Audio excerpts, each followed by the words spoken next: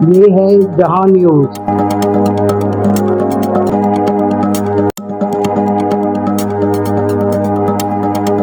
بسم اللہ الرحمن الرحیم۔ السلام علیکم ناظرین، میں ہوں وقار زیدی، آپ دیکھ رہے ہیں جہاں نیوز۔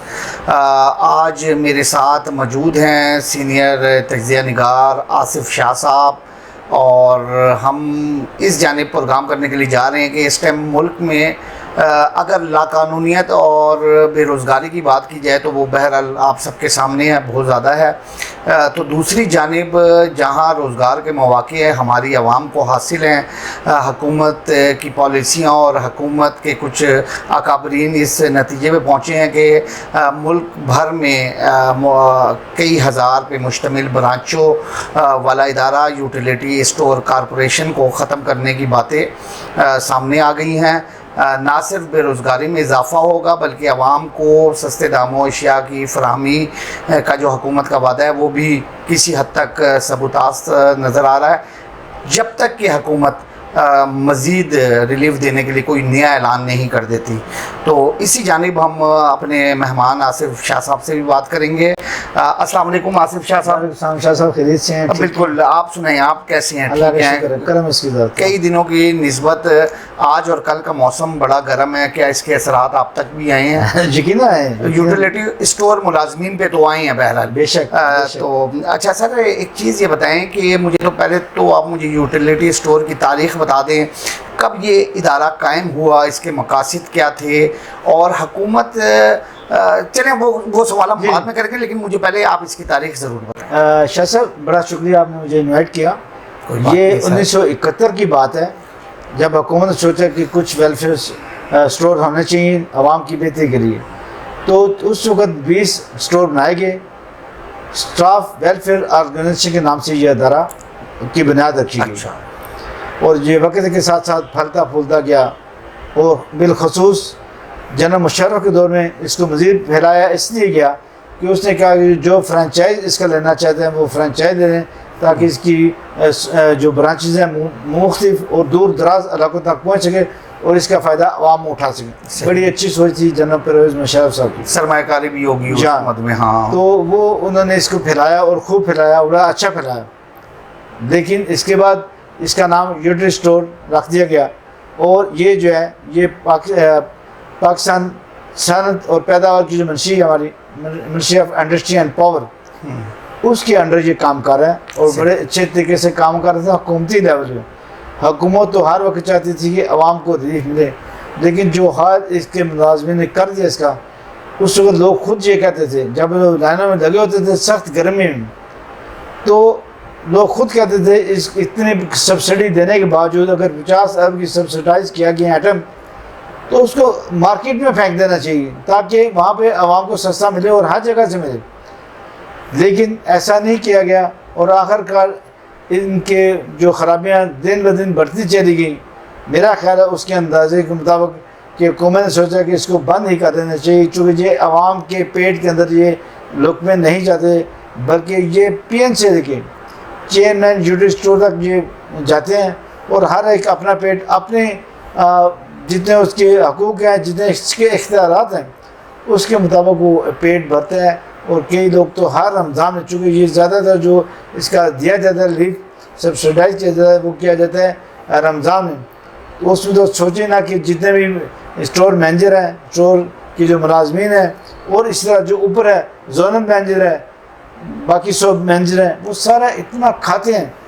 میں نے کئی دفعہ رپورٹنگ کے دوران بات آپ آگے کریں گے، میں آپ کو مزید چاہوں گا۔ مجھے ایک تو پہلے تھوڑا سا اختلاف ضرور کروں گا کہ آپ نے سارا کا سارا کیا دھرا ملازمین پہ ڈال دیا ہے کہ انہوں نے یہ حال کیا ہے۔ دیکھیں سر جی، مجھے ایک چیز یہ بتائیں کہ مختلف ادارے اس ٹائم پاکستان کے تباہی کے دہانے پہ موجود ہیں، کیا سارے اداروں کا برا حال ملازمین نے ہی کیا ہوگا یا صرف یوٹیلیٹی اسٹور کا کیا؟ دوسرے نمبر پہ اگر کوئی کرپٹ ملازم ہے، کوئی موجود ہے، تو اس کی سرکوبی کی جانی چاہیے تھی، نہ کہ ادارہ ہی ختم کر دیا جائے۔ اور تیسرے نمبر پہ نہیں، آپ نے میرے تینوں پوائنٹس کیونکہ ایک دوسرے سے مل رہے ہیں۔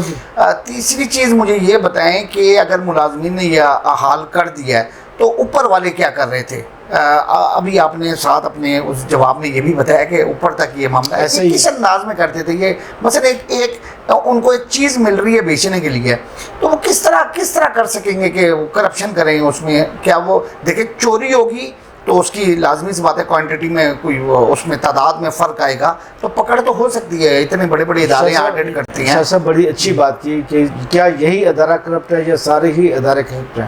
میں چونکہ رپورٹنگ بھی کرتا رہا ہوں، اور رپورٹنگ کے دوران بہت سا عوام کے ساتھ آپ کے تعلقات، آپ کا ریلیشن شپ بہت مضبوط ہوتا ہے، تو حقیقت یہ ہے کہ پاکستان کے اندر اس وقت جو سب سے بڑا ایشو ہے وہ ہے ہی کرپشن، اور کرپشن انفرادی طور پہ نہیں کی جاتی بلکہ اجتماعی طور پہ کی جاتی ہے۔ اگر انفرادی طور پہ کی جائے نا تو اس کا سد باب کیا جا سکتا ہے، لیکن یہاں پہ ہمارے ملک میں یہ جو کرپشن ہے وہ ہے اجتماعی طور پہ، ہر بندہ لوٹتا ہے اور خوب لوٹتا ہے، جس کو آپ اوپر بٹھاتے ہیں نا وہ بھی اس کو لوٹتا ہے۔ وہ اس کی مثال میں آپ کو دوں گا، چھوٹی سی مثال آپ کو دیتا ہوں کہ رمضان کے دوران اور جب کبھی کوئی عوام کے لیے پرابلم بن جاتی ہے کسی بھی اجناس کی، تو حکومت پاکستان اور حکومت پنجاب بالخصوص یہ سستا بازار لگاتے ہیں تاکہ سستے بازار سے عوام اچھی چیزیں لے سکیں، لیکن اس سبسڈائز وہ آئٹم ہوتے ہیں، تو اس میں کیا ہوتا ہے آپ بٹھاتے ہیں پولیس والوں کو کہ یہاں پہ بھگدڑ نہ بچے آپ، اس لیے وہ اپنا حصہ لیتے ہیں، اس کے اوپر بٹھایا جاتا ہے جو کمیٹیاں ہوتی ہیں وہ اپنا حصہ لیتی ہیں، اور اسی طرح میں باقی کو نام لینا مناسب سمجھتا ہوں، اوپر تک یہ سلسلہ جاتا ہے جہاں تک آپ سوچ سکتے ہیں۔ لیکن اس کی وجہ کیا ہوتی ہے، جب وہ مثال کے لیے ایک ٹرک آیا چینی کا تو 5-10 بوریاں وہاں پہ لگائیں گے، باقی ساری باہر بک جائیں گی، اسی طرح جتنے بھی آئٹم ہیں وہ سارے اس طرح باہر بک رہے ہیں۔ اس لیے آپ نے کہا کہ باقی محکمے اسی طرح بالکل ایسے ہی ہیں۔ آپ کو میں بتاؤں کہ گزشتہ اسی گورنمنٹ کی جو پاکستان مسلم لیگ نون کی گورنمنٹ، انہوں نے کہا جہاں پہ پہلے یہ ہوتا تھا، آپ نے بھی دیکھا ہوگا، آپ کے مشاہدے میں یہ بات آئے گی کہ آپ بچے کو داخل کرانے جائیں گے سرکاری اسکول میں، چونکہ آپ کے ذرائع کم ہیں آمدن، تو آپ چاہیں گے کہ وہ سرکاری اسکول میں چلے، تو وہاں کا پرنسپل یہ کہتا تھا یہ 7 فلاں اسکول ہے، میں نام لینا پسند نہیں کروں گا، یہ 7 اسکول ہے، آپ ادھر داخل ہیں، ہمارے پاس تو پڑھائی ہوتی نہیں، ہمارے پاس ٹیچر آتے ہیں، وہ خود بتائے گا۔ جب یہ حال چلا گیا نا اوپر تک، تو حکومت پنجاب نے بھی ان کا ایک بڑا اچھا نکالا حل۔ حکومت پنجاب نے کہا اگر فلاں اتنی مقدار سے، اگر اتنی تعداد سے اگر اسٹوڈنٹ کم ہوئے تو اس اسکول کو بند کر دیا جائے گا۔ تو پھر انہوں نے مظاہرے کیے کہ نہیں بند نہیں کرنا، پھر لوگوں کو کہتے ہیں کہ آئیں داخلہ کرائیں داخلہ۔ گزشتہ کئی سالوں سے انہوں نے یہ پریکٹس کی تھی، اب عوام کہاں ان اسکولوں میں جاتی ہے۔ شاہ صاحب میں اس بات کو تھوڑا سا مزید آپ کی تصحیح بھی کر دوں، گورنمنٹ نے صرف یہ نہیں کیا، پنجاب حکومت نے یہ نہیں کیا، پنجاب حکومت نے نہ صرف ٹارگٹ دے دی ہے کہ آپ نے اتنے بچے آپ نے بھرتی کرنی ہے، داخل کرنی ہے، اس کو ان کو پڑھانا ہے۔ دیکھیں ان دونوں سائڈوں کو دیکھنا چاہیے، جو ٹیچرز نہیں آ رہے اور پڑھائی نہیں ہو رہی تو ٹیچرز کی پولیو مہم، الیکشن مہم، چلو الیکشن پھر کوئی گیپ کے ساتھ ہوتا ہے، ڈینگی مہم اور دیگر مہموں میں جو ڈیوٹیاں لگ رہی ہوتی ہیں جب وہ اسکول نہیں آ رہے ہوتے تو یہ بھی تو گورنمنٹ ہی لگاتی ہے نا سر، وہ کوئی خود اپنی طرف سے تو نہیں لگا رہے ہیں کہ ہمیں فلانی اس میں بھیج دیا جائے، ہمیں یہ جو میٹرک کے اور 9th کے پیپر یعنی یہ جو بورڈ کے پیپر ہوتے ہیں ادھر بھی تو یہی ٹیچر ڈیوٹیاں دے رہے ہوتے ہیں۔ جب یہ ٹیچر ڈیوٹیاں دیں گے تو پیچھے باقی کلاسوں کی پڑھائی تو متاثر ہونی ہے نا صاحب۔ جب ہر مہینے 2 مہینے بعد پولیو مہم اور میکسیمم سال کے تقریباً کوئی 6 مہینے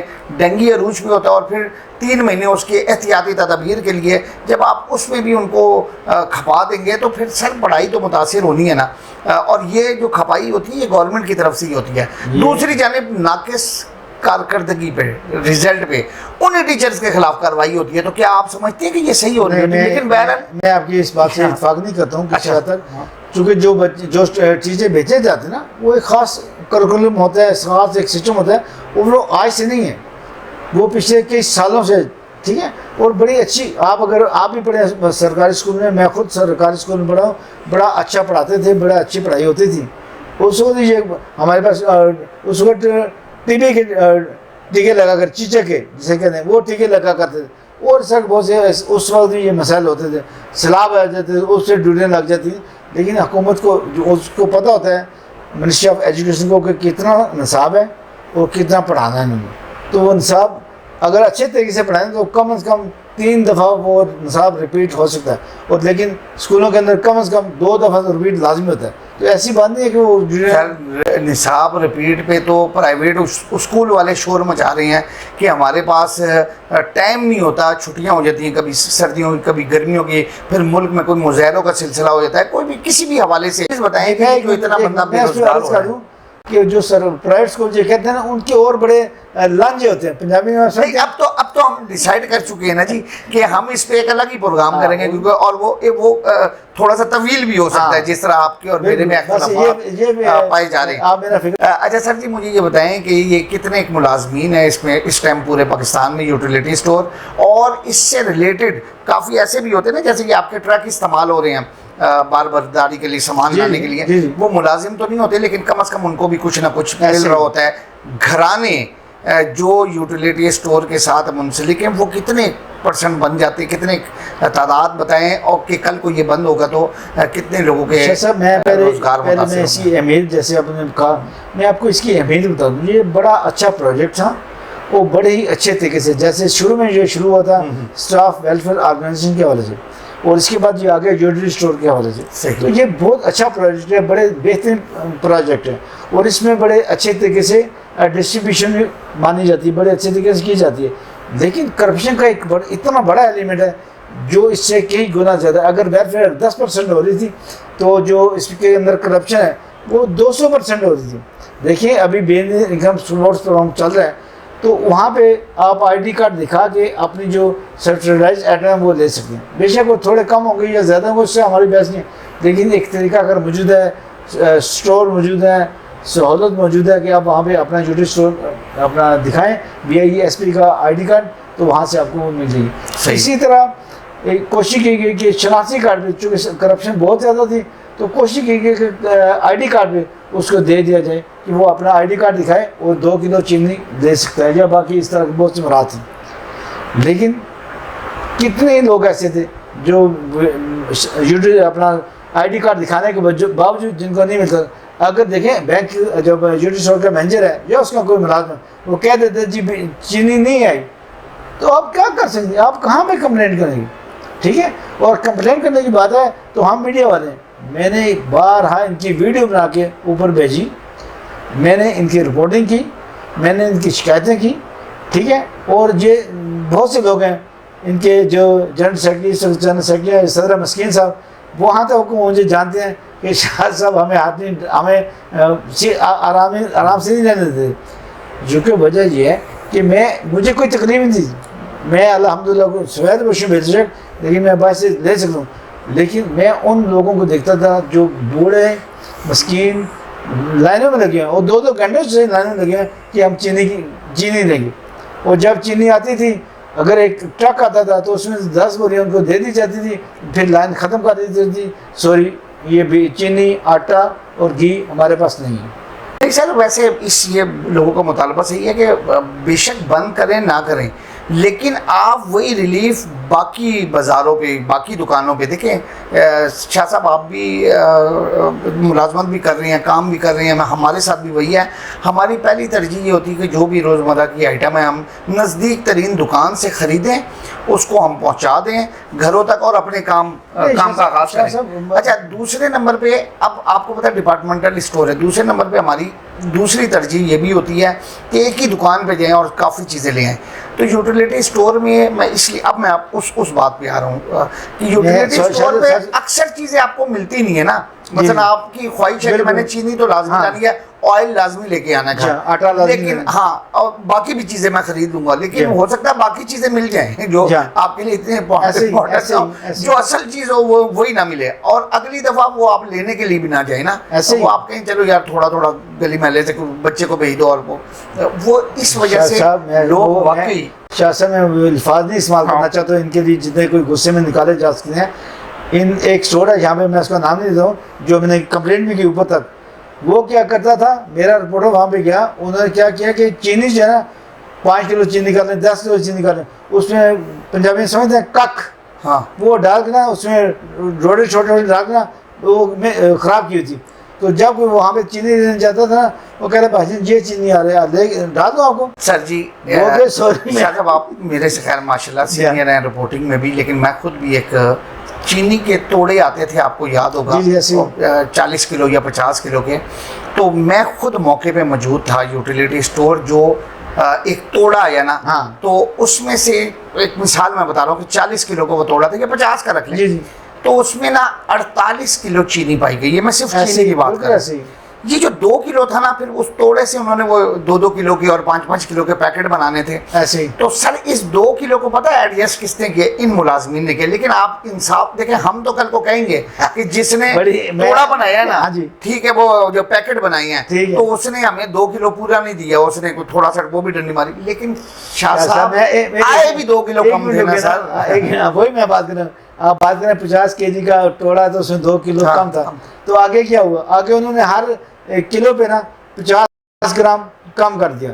یعنی اگر آپ 5 کلو چینی دیں گے تو آپ کو ملے گی 4.5 کلو. شاہ جی جب آپ میرے باس ہیں نا اور آپ مجھ سے کوئی کسی کام پہ ڈیوٹی میں کوئی ڈنڈی مروائیں گے نا تو 2-1 ڈنڈی میں نے بھی مارنی ہے نا. بالکل ایسے ہی، کیونکہ مجھے پتا ہے کہ آپ نے بھی مروانی ہے، مجھ سے غلط کام کروا لینا. ویسے ہے نہیں اس طرح، لیکن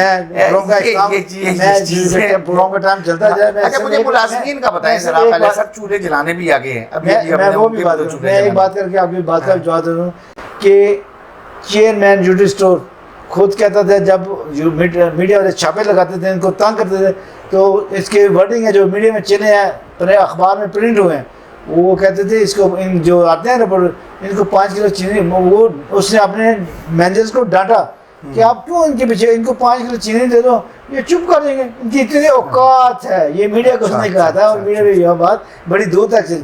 باقی آپ نے بڑا اچھا کوشچن کیا ہے کہ جو ملازمین ہیں وہ کہاں جائیں گے. اس میں حکومت نے تعاون مہیا کیا ہے کہ ان کو دوسرے محکموں کے اندر ایڈجسٹ کیا کریں گے. اس میں ان کا کوئی ایسا رولا نہیں ہے کہ یہ کہاں جائیں گے، یہ بے روزگار ہو جائیں گے. جو کل سے یہ معاملہ کیا جا رہا ہے کہ یہ بے روزگار ہیں، 14,000 ملازم بے روزگار ہو جائیں گے. حکومت نے ان کی جاب کی گارنٹی دی ہے. یہ ریلیف اس صورت میں ملتا تھا، کسی حد تک بھی مل جاتا تھا. وہ جو 10-20 بوریاں بھی تو فروخت ہوتی تھی نا پورے ٹرک میں سے. تو کیا وہ ریلیف 2 صورتوں میں عام بازاروں میں ہوگا؟ ایک تو حکومت چیزوں کی قیمتیں کم کرے اور دوسری صرف چیزیں کم کرنا مسئلہ نہیں ہے، ان کم قیمتوں پہ عمل درآمد کرنا ہے کہ فروخت ہو رہا ہے یا نہیں ہو رہا. ایسے ہم کہہ لیں کہ 1960 میں ہوئی ہے، 71 میں تھوڑی زیادہ ہوئی ہے اور جال کے دور میں یہ اتنی بڑھ گئی. جائز وجہ دیکھیں، انگریز دور میں انگریز کے قانون تھے اور انگریز اس پہ عمل درآمد کرواتے تھے. ابھی ہمارے ملک میں متحد، یعنی کہ میں سارے کی بات نہیں کروں گا، انگریزوں کے قانون چل رہے ہیں بعض جگہوں پہ، لیکن ہم عمل درآمد کروانے والے نا. تو جیسے میں بات کروں گا، میں یہ بات پھر آخر میں کہنا چاہ رہا ہوں کہ میں جب بھی مرغی کا گوشت لینے جاتا ہوں نا تو اگلا مجھے ریٹ سرکاری آئی ہوئی ہے، ڈی سی آفس کی آئی ہوئی ہے، مجھے آئی ہوئی ہے، لیکن وہ کہتا ہے جی میں اس ریٹ پہ نہیں دے سکتا. اور میں بھی اور میرے جیسے بہت سے لوگ مجبور ہوتے ہیں اسی ریٹ اس پہ چیز کو خریدنے کے لیے. لیکن یہ خدمت، یہ پرائس کنٹرول کمیٹیاں کہاں ہیں؟ میرا آخری سوال عوام سے ہے، میڈیا سے ہے. یہ پرائس کنٹرول کمیٹیاں کہاں گئیں؟ یہ مجسٹریٹ کہاں گئے؟ یہ روز کی لسٹ دکانوں پہ بھجوانے والے کہاں گئے؟ اس کا سدباب ہونا چاہیے. جی ناظرین، آپ نے سنا اور سمجھا بھی ہوگا کہ یہ جو ملازمین کا جو شور اٹھا ہوا ہے بے روزگار ہو جائیں گے، یہ گورنمنٹ نے پہلے ہی کہہ دیا کہ ہم ان کو ایڈجسٹ کریں گے. بے روزگاری کوئی معنی نہیں رکھتی. دوسری صورت میں جو ریلیف تھوڑا سا یوٹیلیٹی اسٹور کی جانب سے مل رہا تھا، امید ہے کہ یہ اس کو کسی اور مد میں وہ عوام تک ضرور پہنچائیں گے. اس کے ساتھ جی بالکل، اور اس کے ساتھ ہی مجھے اور میرے مہمان آصف شاہ صاحب کو اجازت دیجیے. اللہ حافظ.